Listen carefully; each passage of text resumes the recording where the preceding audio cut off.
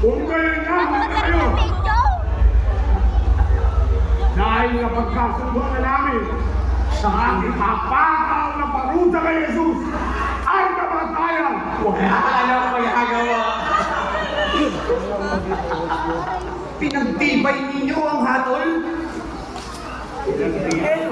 At aling-maling kasulatan ang nagbigay sa inyo ng pahintulot upang umusin at magparusa ng kamatayan.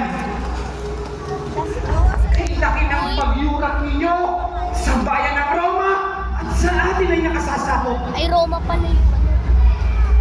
At sa kalaliman ng gabi,